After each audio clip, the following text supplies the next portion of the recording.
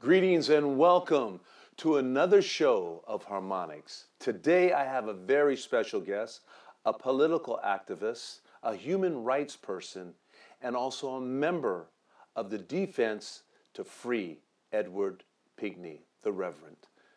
My dear, it's a pleasure to have Ethel Long Scott on my show.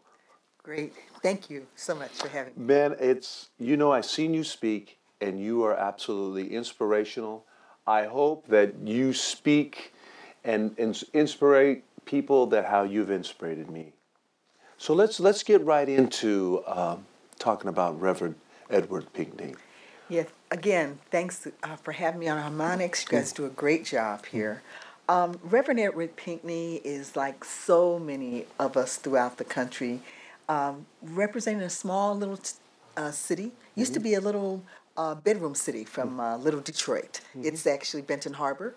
And they've fallen upon pretty hard times. They've gone from a bustling, thriving area, not unlike maybe our cities here in the Bay Area, to a place where Whirlpool has actually pulled the jobs. It's no longer industrialized, but boy, do they have their sights on gentrifying it and getting the poor out. It's about 90% African American city, and about 43% of the people are in poverty. Reverend Pinkey kind of just believed all this stuff that Dr. King talked about, that we needed not only civil rights, but people needed to have the money once they were at the counter to be able to buy the hamburger. Amen. So those economic rights. Yes. So he's gotten himself into a little trouble because he actually has been on this mission for 20 years, fighting for the rights of poor people, working people, and fighting against gentrification and against the criminalization of the poor. He's done that. He's used every democratic means possible, and in fact, too effective at it. Too effective at using democracy. Can you imagine that? Yes, I can, because I've been doing some research. So he actually was convicted, right, of a felony for trying to do the right thing, and it was an all-white jury. How does that happen in a society, or especially a place like Detroit? Right, or Benton Harbor, Yeah. where it's 90% African American. Right. Not without a lot of special deeds by special folks, right? So let me do two things. He's actually been convicted twice. Okay. And in 2008, he was charged on trumped-up charges around a recall petition, and that process was it was appealed, and it was affirmed that he was falsely imprisoned for a year. So he come back, and Whirlpool puts in one of their guys, and the community is more in pain and impoverished, and this time they charge him with, get this, falsifying dates on signatures. And this 66-year-old minister is serving anywhere from 2.5 to 10 years. Now, this is something that, even in the state of Michigan, it was overcharged. It was a misdemeanor. Should have been a fine, and we keep duking it out. Right. But it's not. The effort is to shut him up. Shut him up and silence him. So as we speak, he has been incarcerated for more than 260-odd days, unjustly. I think it's really key that your audience know that the judge in that process actually said, you can convict without evidence. The judge actually said that? He instructed the jury.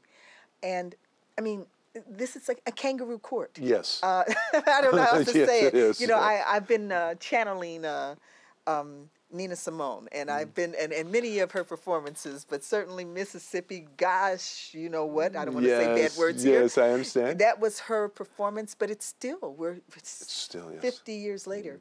So I think that it's important that the audience know that these efforts that have been against not only color racism, but really directed at corporate power and the grab of power in our respective cities, that the dissidents who have represented that have really been targeted.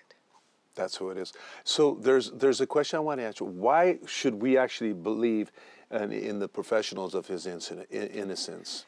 So I think that this is real important. One, because the trial, it was of course, the trial is being appealed as we speak. Okay.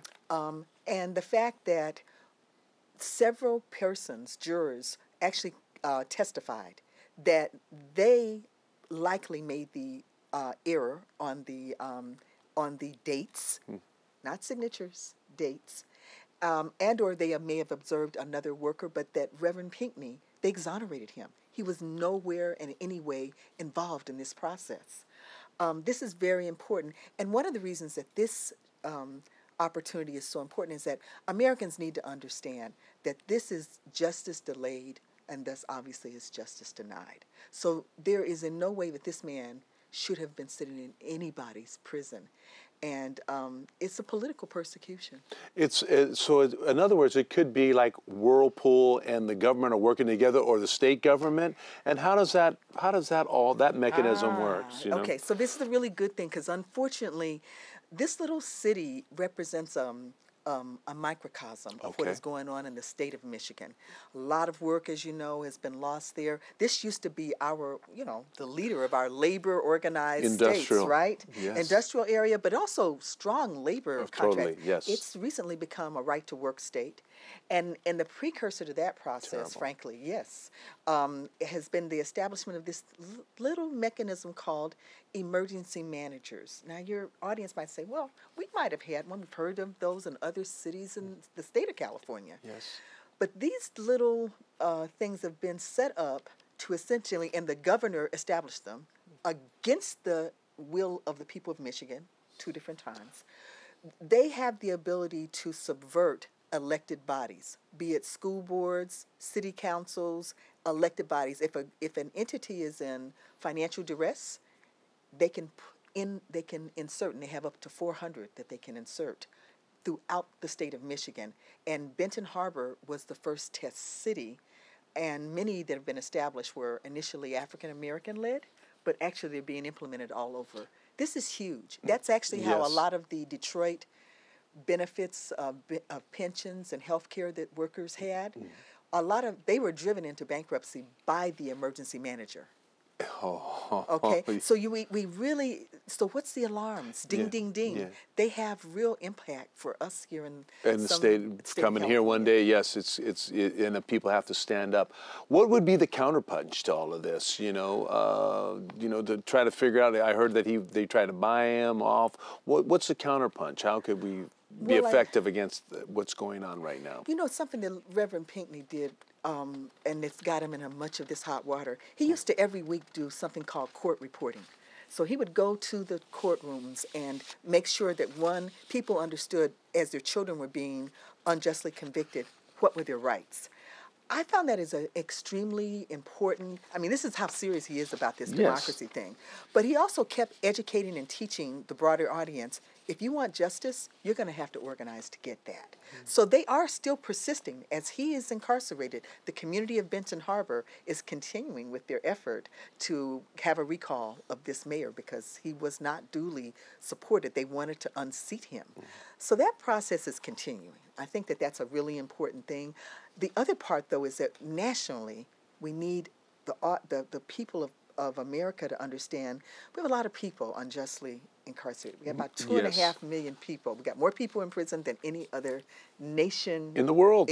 Yes. And a good deal of them are for nonviolent crimes. In the case of Reverend Pinkney, he's been politically persecuted because he stood up for the little guy. One, we've got to break that isolation. We've got to say, the people who defend us, who stand up for us, we stand for them. Sure. So I think that this is we need to see it as a part of a much larger picture. But there's another story that's happening. Really, Whirlpool is saying that that workers, and particularly poor people, have no rights that they need to observe and respect. There's really a gentrification process that's going on, and that's what he stepped into it in a big way. Well, man, we're facing gentrification and displacement throughout the state of California. People can't afford to live in the cities where they work. Yes. These are not far-placed issues. They're right here. Right here. And so in those instances, we have got to be involved in a very big, broad movement of saying, look, freeing Reverend Pinkney, writing to him, helping to make sure that the powers that be in the state know our eyes are on you. This is not all right. Actually, the local SEIU, local 10-1, has done a very powerful resolution of action on the erosion of democracy. That needs to be duplicated. Teach-ins, study groups, people need to know. Really, his work is the equivalent of a Nelson Mandela Yes. for our country. Yes. So, why, is it the corporate America actually doing this to us, right? Absolutely. Well, Whirlpool pretty much has a plan that they kind of want to get the extreme poor out of that area. They've already taken over a big golf course that had been deeded to the people of Benton Harbor. It appears that there are plans on the drawing board to essentially decertify that as a city and make it a nicer place where people with money would be attracted to it, and it would be possibly then reestablished under a different name, maybe Harbor Shores. And but the poor would be removed from there. Right, so the PGA could play there, and all the rich could go there and enjoy the harbor, etc. And not be bothered with the homeless and the poor who are just have this nasty habit of needing to eat and wanting to take care of their families. It's really sad that when you're saying like this, how the industrial cities of America have become wastelands. Yes. Detroit, you have the Badlands, Yes. and you have all this. In your mind, what made this happen? Was it just has there been a plan for over 50 years to keep?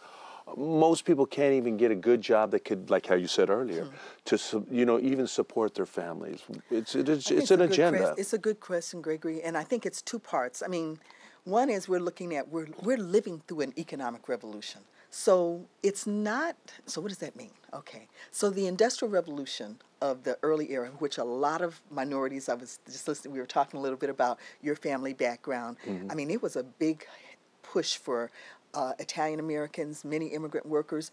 Obviously, African Americans had to push to get into the industrial working class. Big fight to establish a social contract that was beneficial to our aims.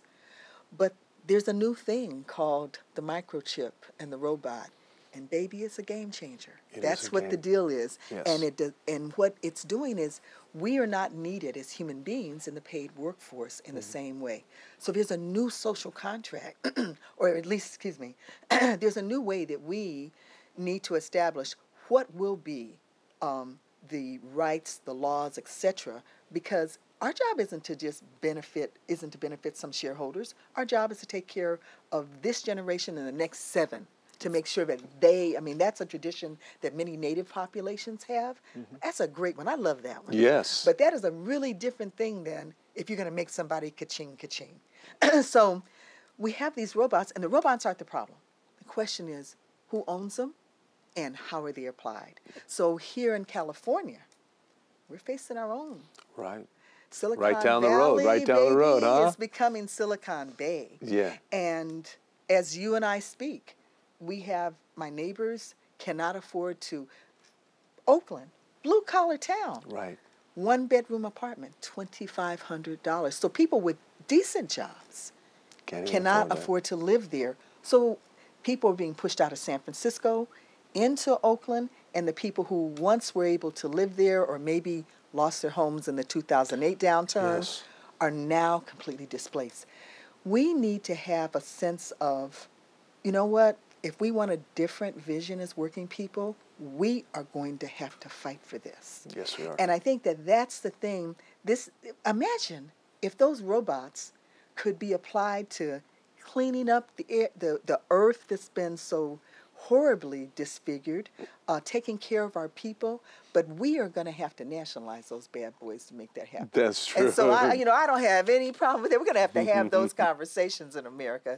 And so it's time. I mean, you look at our brothers and sisters in Greece. Oh, yes.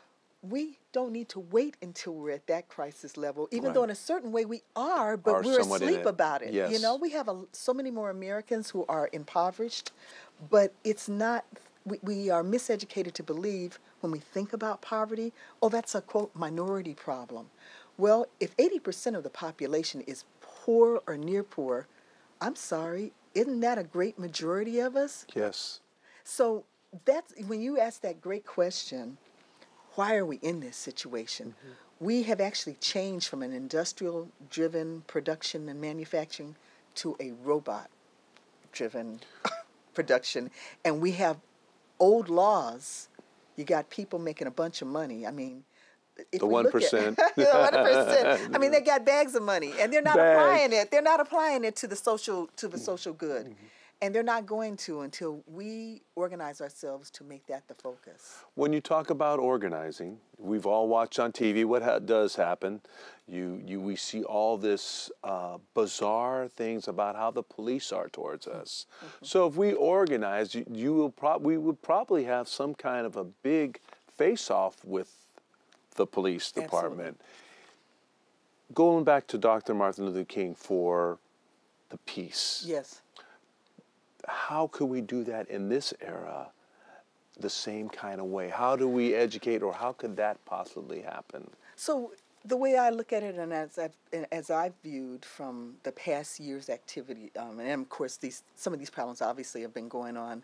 I mean, the development of police forces were unfortunately developed as a part of slave codes. That's right, slave codes, and keeping a population in a geographic area that nobody in their right mind would work on unless you had a gun to your head. I mean, the sweltering South, my God. But now the control is really aimed at keeping people the discontent. But even given that, when I look at the protests that were done, the population was peaceful, defiant, organized. The problem is we have to learn that right now the police, we're miseducated to believe that the police are there to protect and serve the 99%. Right. But actually they're there to protect and serve the 1%. That's right. And so it's a class issue. And until we can first have that very real conversation, and then turn that dynamic so we can have class control of law enforcement, then that can begin to ensure that, look, your job is not to treat us as the enemy. We pay you. You're prescribed to be there in a peaceful manner, and we have the right to protest. The right to protest injustice is a fundamental right. So I think that when I look at it, brother, I don't see that the workers have been the ones initiating the violence. Our heads have been cracked. Right. Our children have been threatened, and I think that. But what we need to do is figure out how we move forward to teach ourselves. What do we need to do? Because I think that it gets projected. It's really been refined on how these minority communities, black and brown, have been managed in the past. Yes. But now it's been expanded to everyone. And I think that that's a part of what we have to take that message out. How do we build a unified movement to defend the rights, not simply to defend the rights, but to build a broader society where we all might thrive and not merely survive? That's a different vision. Yes, it is, and that is very possible. I mean, look at our inner cities. Yes. I've often told people, hey, if you give a man or a woman a job that pays well, that they can afford to live there, it's a benefit to all.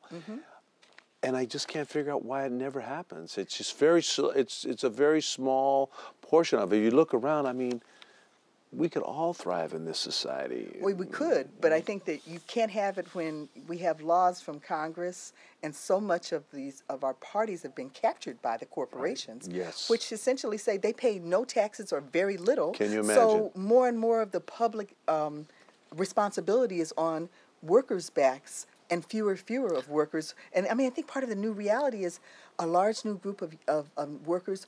The reality is they do part-time work, contingency work. This is a part of this new economic class, and it is like, wow, this is different than the industrial work class where you worked your butt off. Right. Yeah, exactly. It's kind of funny, this attack on democracy and the reverend. This word has to get out. This has to get out. Absolutely. And so by you with the defense of Reverend, how is that working out? When you say defense and is it throughout the United States, other people are taking a hold of that? Absolutely. So, of course, the epicenter is Michigan, and they have done some phenomenal defensive efforts. But part of our goal last year, we were able to sponsor a tour. What's the matter with Michigan? And we had to bring in by Skype Reverend Pinkey because the judge prevented him from coming to community colleges and said, well, you So know, you need sad. to, but that was all right. We used the technology to talk to the people There you of the go. Bay Area. We also had representatives from Flint, Michigan, Okay. and representatives fighting for water and housing rights. And we just went throughout the communities of the East Bay. That's what we have to do. So a combination of the digital thing and the community thing to get the word out about not only the attack on our rights, but also how do we begin to fight forward, not fight back. How do we fight forward for of course we have to fight back. We have to defend ourselves. But we need more than that. We need to figure we're the architects of this new society. Right. That's a whole different other kind of way to deliberate. What do you think of? I'm going to ask you two last questions. First question is, what do you think about our leaders, our political leaders right now? You did mention about being a bot, but do you really think that they're actually for our interests? No, I think that right now, we sadly in our country have a sense that if somebody has a bunch of money and celebrity, and then they announce, gosh, in the Republican Party, you got 2 billionaires running for office. Yeah, they really know what it's like to struggle to pay a mortgage or have rent or to figure out how your kid's education is going to go right. Mm-hmm. But let's talk about that Congress. Before we had the rotten one we have now, we had a democratically led one by the Democratic Party, and largely they gave away the store. So the problem is, as working people, we don't have an independent voice. And I really believe until we have our own independent class party, we cannot ensure that these issues of economic rights Absolutely and justice are center in front, so that we wouldn't have a silly fight like this where a person standing up for us is incarcerated and we have to break the silence. Right. So that the defense is doing that, but we need more. So we're in a state of fascism, I'd say. Sir. Yes, sir, we are. So that is absolutely true. I've wondered where the common man or woman, it doesn't matter who it would be, we can't even get that because it's a two-party. We see the same two faces all the time. That's terrible. It is terrible. It's a wake-up call for us. It matters what we do. What kind of America do we have? Do we have ones where when children get here from countries which are war-torn and they're starving, that we turn our backs and throw them out? Is it a place where we, right down the street from us, mentally disabled people are beaten to death in jail when they're, of all colors. Mm-hmm. This is insane. It's insane. Ethel, I could talk to you for hours. As you know, that we are an independent show, and man, I want you to come back. We could talk again. But why don't you tell the audience about where they could reach you on the internet, and you could tell them where to go. Sure. Your audience would be happy if they would be involved and check out Justice, JUSTICE, the number 4, PINKEY.com. It's a website, but it's also the hashtag for Twitter, and we'd like to invite your audience to help us really get this thing out there, help us with campaigns, help to get the discussion about how we defend democracy in America.